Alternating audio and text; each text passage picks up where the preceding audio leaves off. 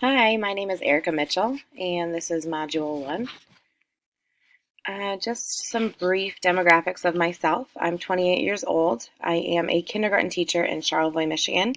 I grew up in Charlevoix. I went to the same school that I'm teaching at now. I spent some time in Kansas, where my parents both originate. I went to McPherson College, and I taught there for 5 years, and um, I lived there for 5 years. I taught there for 3 years, and then I moved back up to Charlevoix with my husband. My goals professionally are to obtain a master's degree in building administration. Not sure what I want to do with that degree yet. I just enjoy taking on leadership roles within our school and our community, and I like building up different skills, and this degree has a lot of the courses that I'm excited to take.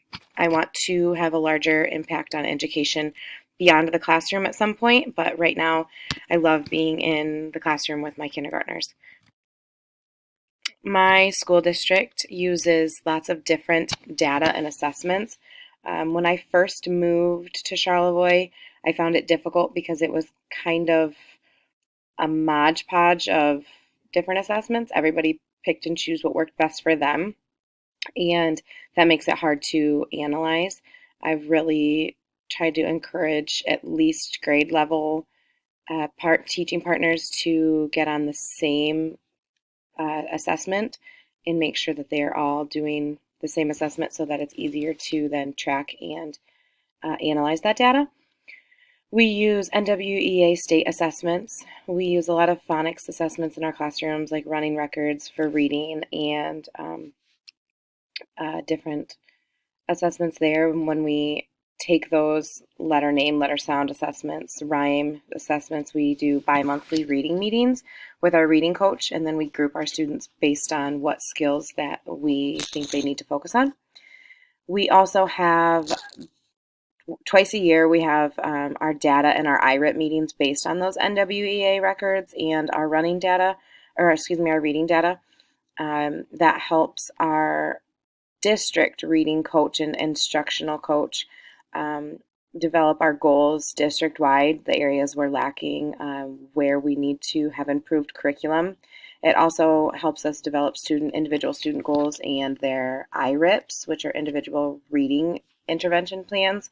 Within Michigan, we have a new third grade reading law that if students are reading below grade level at the end of third grade, they are to repeat third grade. So those IRIPs help us get ahead of that and focus on student goals and where the skills that they're lacking in order to give them that support. So by the end of third grade and beyond, they are reading at grade level. We do one final data assessment meeting in the spring, and these are all held grade level. And they help us develop our goals for next year. What do we individually as teachers want to work on? What do we want to work on as a grade level? And what should our school focus be on? Where are the big gaps? I use data within my classroom for just measuring student growth, for progress reports, for conferences. It helps me group students into small groups, and we focus on, okay, these students need to work on letter names this week, or these students need to work on writing skills or phonics skills, and it helps me with grouping those students. And just for mapping out my instruction, if I see that there's a big gap of, whoa, students aren't getting this, that's where I need to step back and step away from my curriculum map and reteach or rethink how I'm approaching different subject areas. The way that I do this in my classroom, it's a lot of observing, and that's how I collect my data. So it's a super informal way of collecting data. It's easy for kindergarten. It's easy for me to just visually see where a student is struggling, where a student has gaps. Asking a kindergartner to take a formal assessment to me sounds like a written test or a multiple choice, type of assessment. And then taking that data from there, I don't think would be an accurate way So it's best that it comes directly from me and me observing that student. It's easy. I can do it very informally. I can do it frequently. I can do it if I'm not even trying to do it. So just walking around, watching how my students are completing a task. This method works for me. However, I need to get better about documentation. I need to write down the observations rather than just keeping mental note of, okay, this student is struggling with their vowel sounds this week. So, or this student is only reading 25% of their sight words. We need to work on sight words with them. I need to be better about documenting it so that it's easier to compare and to measure that growth. Um, and I would like to find a way to give formal assessments in kindergarten and make it achievable for students and make it make sense for me. I don't just want to do it to do it. I think that that's busy work. I think that that's unnecessary stress on them and on me. I'd like to find a form of pre and post formal assessments that work for us in kindergarten.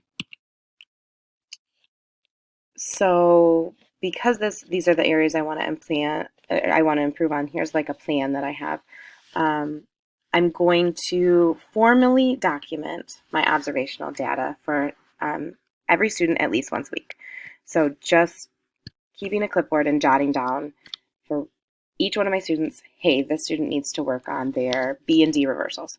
Hey, this student needs to work on their addition up to 20, and just jot it down.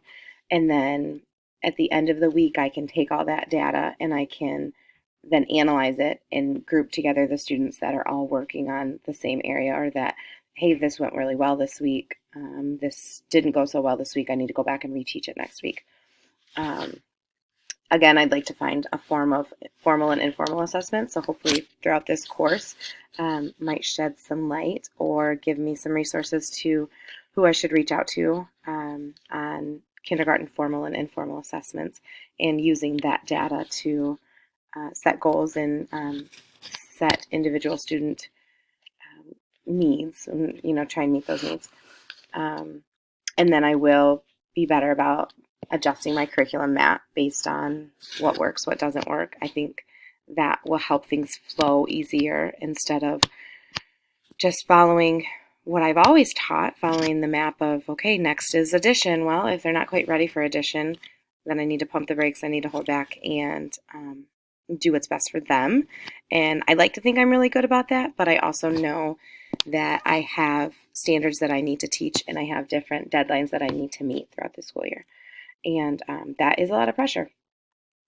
I would like to use those assessments that I can find to improve my efficacy as a teacher and help those individual students and differentiate needs based on those students and their growth. I think it'll continue to help me with small groups and making different target areas for students, and what I can work on with each student or each small group, areas that I notice a pattern of growth or a pattern of no growth whatsoever. So those are my plans.